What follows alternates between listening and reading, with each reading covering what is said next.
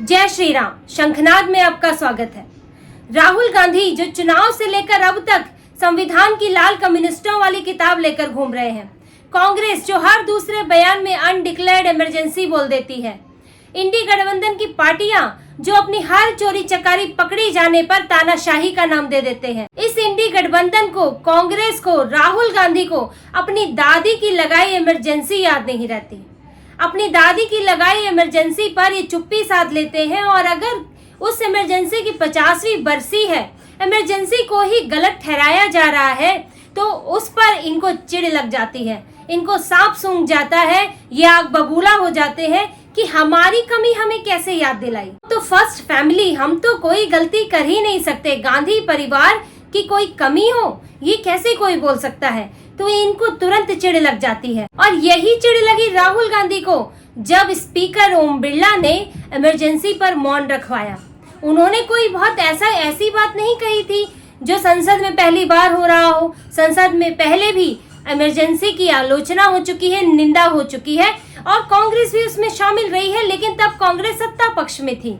लेकिन आज जब सत्ता में कोई और है, कांग्रेस विपक्ष में है और कांग्रेस जो है खुद एक झूठी अनडिक्लेयर्ड इमरजेंसी का राग लाप रही है, तो इन्हें बुरा लगता है कि जब इनको आईना दिखाया जाता है, इनको हकीकत बताई जाती है कि तुमने तो असल में इमरजेंसी लगा दी थी, तुम तो उस परिवार से हो जिन्होंने आपातकाल लगाया, अधिकार छीन लिए, लोगों को जेल में भर दिया, लोगों की नसबंदियां करा दी, अखबार बंद करवा दिए, पत्रकार जेल में चले गए, नेताओं के हाथों में बेड़ियां बंध गई। क्या क्या तुमने नहीं करवाया है, इसको तुम कैसे भूल सकते हो। और इसको ऐसा नहीं है कि याद दिला के इनको सजा दी जा रही है।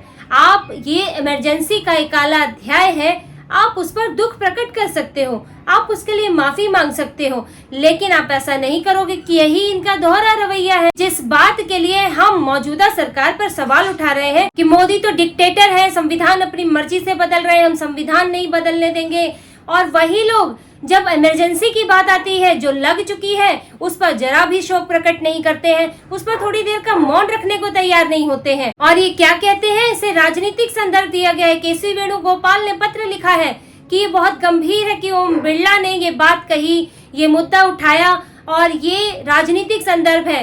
राहुल गांधी ने भी ओम बिरला से मिलकर ये कहा। ये राजनीतिक संदर्भ कैसे है? क्या वो उन्होंने किसी एक पार्टी का नाम लिया, उन्होंने एक नेता का नाम लिया, इंदिरा गांधी ने इमरजेंसी लगाई, जो एक तथ्य है। क्या आप ये मानते हो कि इमरजेंसी सही है? अगर ये सही है और सत्ता पक्ष मानता है कि गलत है, तब एक राजनीतिक संदर्भ हो सकता है।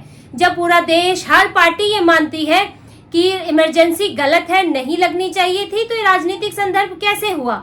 इमरजेंसी को 50 साल पूरे हुए, उसकी आलोचना, निंदा करते हुए और ये दोहराते हुए, संकल्प लेते हुए कि अब दोबारा ऐसा नहीं होना चाहिए, स्पीकर ने मौन रखने को कहा था और उन लोगों को भी याद किया था जो इमरजेंसी के खिलाफ लड़े थे, आवाज उठाई थी। भले ही आज सपा, राजद जैसी पार्टियां भूल गई कि उनके पिता जो है वो इसी इमरजेंसी के दौरान हुए आंदोलनों की देन है, उनका राजनीतिक करियर इसी की देन है, लेकिन स्पीकर ने ऐसे लोगों की सराहना करते हुए ही मौन रखने को कहा था। लेकिन राहुल गांधी बिदक गए, उनसे सहन नहीं हुआ कि मेरी दादी पे सवाल कैसे हो। अब हम तो यहाँ माहौल बना रहे हैं कि अभी इमरजेंसी लागू है, अभी इमरजेंसी लागू है, और उधर याद आ जाए लोगों को वो इमरजेंसी, आज के बच्चे उसके बारे में पढ़ ले, सुन ले, तो उन्हें तो लगेगा, उन्हें तो फर्क पता चल जाएगा कि इमरजेंसी तो वो थी, आज तो सब आजाद हैं, आज तो सारे अधिकार हैं। ये तो खुलकर जो है पीएम मोदी को गाली दे रहे हैं और इमरजेंसी के नाम की कोई चीज नहीं है, इनके ऊपर कोई रोक नहीं है, जबकि इमरजेंसी में इतनी गालियां देने पर तो आप गायब हो जाते हैं, आप जेल चले जाते हैं।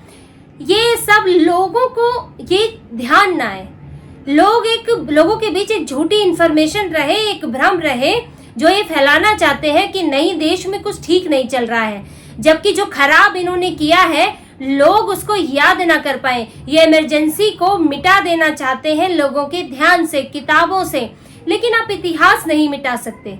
इतिहास को हल्का कर सकते हैं, इतिहास के पन्नों को फाड़ सकते हैं, लेकिन उसे खत्म नहीं कर सकते, उसे बदल नहीं सकते। और यही कांग्रेस के साथ है कि आप इमरजेंसी को खुद भुला सकते हो, लेकिन लोग नहीं भुला सकते। और स्पीकर ओम बिरला ने यही राहुल गांधी को याद भी दिलाया कि वो ये ना माने कि वो तो आज ही नेता प्रतिपक्ष बने हैं, और जो स्पीकर हैं वो 2 बार, ये रिकॉर्ड है कि वो दूसरी बार लोकसभा स्पीकर बने हैं। तो वो उन्हें ना सिखाएं कि लोकसभा में क्या बोला जाना चाहिए, क्या नहीं, किस तरह के प्रस्ताव आएंगे या नहीं आएंगे। ये स्पीकर ये लेने के लिए उनका अपना विवेक है और उनके पास इसके अधिकार है। तो राहुल गांधी ये ना सिखाएं। वो 55 साल की उम्र में नेता प्रतिपक्ष बन रहे हैं, कुछ जिम्मेदारी उठा रहे हैं, और वो आजकल हीरो, अपने आप को कांग्रेस उन्हें हीरो की तरह दिखा रही है। अरे 55 साल की उम्र में, 30 साल की उम्र में वो राजनीति करने आए थे और आज वो 55 के हो गए हैं। 25 साल बाद आज भी वो जवान बने एक नए नवेले नेता की तरह दिखाने की कोशिश कर रहे हैं क्या जैसे मेरा पुनर्जन्म हो गया है। अरे आप बूढ़े हो गए हैं अब राजनीति में, आप जो भी जिम्मेदारी ले रहे हैं वो 40 साल की उम्र में ले लेनी चाहिए थी, तब मानते भी। अब इतने में तो आप पके हुए नेता हो गए, लेकिन आप खुद मानने को तैयार नहीं है कि आप अब एक प्रौढ़ व्यक्ति हो गए हैं। ये चलिए कांग्रेस की समस्या है और राहुल गांधी की समस्या है, लेकिन बात इमरजेंसी की करें तो इन लोगों को भी शर्म नहीं आती जो इनकी इंडी गठबंधन की पार्टियां हैं। आज जब राष्ट्रपति ने ये मुद्दा उठाया, राष्ट्रपति ने भी इमरजेंसी की निंदा की। उन्होंने भी यही कहा कि वो काला दिन था, लोगों के अधिकार छीन लिए गए थे और ऐसा आगे नहीं होना चाहिए, ऐसा हम संकल्प लें। लेकिन इंडी गठबंधन की वो पार्टियां जो इस इमरजेंसी के अत्याचार से निकली हैं, क्या अखिलेश यादव ये भूल गए कि मुलायम सिंह यादव ने इमरजेंसी में डंडे खाए हैं, वो जेल गए हैं? क्या ये तेजस्वी यादव भूल जाते हैं कि लालू यादव जेपी आंदोलन से निकले हैं? क्या राम मनोहर लोहिया को भूल जाते हैं? क्या ये मीसा भारती अपना नाम भूल जाती हैं, जिनका नाम ही इमरजेंसी के दौरान पड़ा, इसी मीसा एक्ट की वजह से पड़ा? इन लोगों को तो शर्म आनी चाहिए कि आज जिस कांग्रेस ने इनको दबाया कुचला, आज ये उसी के चौखट पे पड़े उसकी चाटुकारिता कर रहे हैं। कम से कम इमरजेंसी के मुद्दे पर उसकी निंदा तो करनी चाहिए, इन्हें आपातकाल की तो निंदा करनी चाहिए। इसका मतलब तो ये है, जब आप पहले लगे आपातकाल की निंदा नहीं करते हैं तो इसका मतलब यह है कि आपको ऐसी चीजों से कोई दिक्कत नहीं है। दोबारा भी आपातकाल लगता है तो आपको कोई समस्या नहीं है, बशर्ते कि वो आप लगाएं। कोई और लगाए तो हाँ, उसमें तो जरूर दिक्कत होगी क्योंकि इसमें इनके अधिकार चले जाएंगे, लेकिन ये खुद लगाए तो इन्हें कोई दिक्कत नहीं होगी। इसका मतलब तो यही है। राहुल गांधी संविधान की कॉपी दिखाते हैं और पीछे इंदिरा गांधी की मूर्ति लगी होती है, तो आप क्या दिखाना चाहते हैं कि जब संविधान कुचला गया, जब संविधान में जबरन के बदलाव हुए, संशोधन हुए, तब उस इंदिरा गांधी ने ही किए थे। आपको दोनों में से एक को चुनना है। अगर आप संविधान चुनते हैं तो आपको इंदिरा गांधी की गलत नीतियों का विरोध करना होगा, आप दोनों को साथ में लेके नहीं चल सकते। लेकिन कांग्रेस की, राहुल गांधी की पूरी राजनीति ही, बल्कि पूरे इंडी गठबंधन की राजनीति ही भ्रम फैलाने की है, लोगों को बेवकूफ बनाने की है कि जो हम कह रहे हैं वो मान लीजिए। हम कह रहे हैं देश में ये गलत है, सरकार ये गलत कर रही है, सरकार इमरजेंसी लगा रही है, सरकार आपके अधिकार छीन रही है, मनमाने बदलाव कर रही है। सरकार ने क्या बदलाव किए? कोई नहीं आईना दिखाए तो इनके मुंह पे ताला लग जाता है और राहुल गांधी कह देते हैं तो बीजेपी का सवाल है। क्या सरकार ने बदलाव की? 370 हटाना, संविधान में संशोधन करके, क्या ये गलत है? 35 से हटाया, क्या ये गलत है? कश्मीर को पूरी तरह भारत का हिस्सा बनाया, क्या ये गलत है? क्या 3 तलाक हटाना गलत है? क्या ये गलत है कि अंग्रेजों के द्वारा लाए गए कानूनों को बदल के भारतीय न्याय संहिता बनाए, उसका भारतीयकरण किया जाए?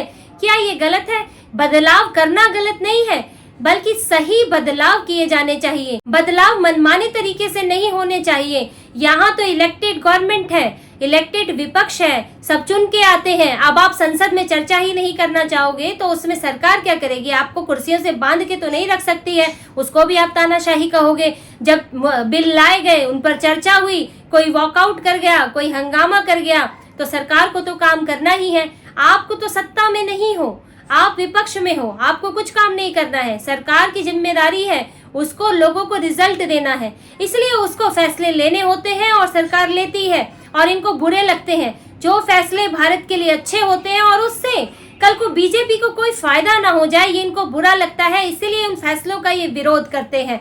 जब ये सोचे बिना कि उनसे भारत को फायदा है, कश्मीर में शांति हो तो भारत को फायदा है, भारत में लोगों को समान अधिकार मिले, इससे भारत को फायदा है, लेकिन ये इनको नहीं चलता है। लेकिन पीएम मोदी ने भी दिखा दिया है कि आप अगर भ्रम फैलाओगे तो हम हकीकत दिखाएंगे, आप अगर झूठ बोलोगे तो हम सच से उसका सामना करेंगे। और यही उन्होंने किया कि 25 जून की इमरजेंसी को याद दिलाया, उस काले दिन को याद दिलाया, उसके 50 बरस याद दिलाए। और कांग्रेस जो अनडिक्लेयर्ड इमरजेंसी का गाना गा रही थी, संविधान लेके घूम रही थी, वो कांग्रेस को आईना दिखा और आज वो बैकफुट पर है। आज वो सफाई देती फिर रही है कि नहीं, हमको निशाना बनाया जा रहा है, स्पीकर को ये नहीं बोलना चाहिए, प्रेसिडेंट को नहीं बोलना चाहिए, प्रधानमंत्री को नहीं बोलना चाहिए। तो क्या विपक्ष को बोलना चाहिए? संसद का पहला दिन, पहला सत्र, और तुम पहले दिन से ही आरोप लगा रहे हो। स्पीकर कुर्सी पे आके बैठे हैं और तुम उन्हें कह रहे हो कि आप बायस मत होना। तो क्या तुम्हें ये बोलना चाहिए? ये भी आप कितना सहयोग कर रहे हैं, उसी आधार पर आपको सहयोग मिलेगा, प्यार के बदले प्यार मिलेगा। नहीं तो पीएम मोदी ने दिखा दिया है कि अगर आपने तकरार चाही तो आपको तकरार ही मिलेगी और आपको लड़ना होगा। और कांग्रेस और इंडी गठबंधन कितना लड़ सकता है, ये स्पीकर के मसले पर दिख गया है। ये लोग वोटिंग तक नहीं करा पाए और एक दिन पहले ही इनमें फूट पड़ गई और ध्वनि मत से ओम बिरला को स्पीकर चुन लिया गया। कांग्रेस को याद रखना चाहिए कि जब तक आप हकीकत नहीं स्वीकारोगे, अपनी गलतियों पे माफी नहीं मांगोगे और आगे नहीं बढ़ोगे, तो लौट लौट के इतिहास सतीत आपके सामने आएगा और आपको उस पर शर्मिंदा होना पड़ेगा। तो इसी तरह की और खबरें और विश्लेषण आपके लिए लाते रहेंगे। हमसे जुड़े रहिए, सब्सक्राइब कीजिए, कमेंट कीजिए। बहुत बहुत धन्यवाद। जय श्री राम।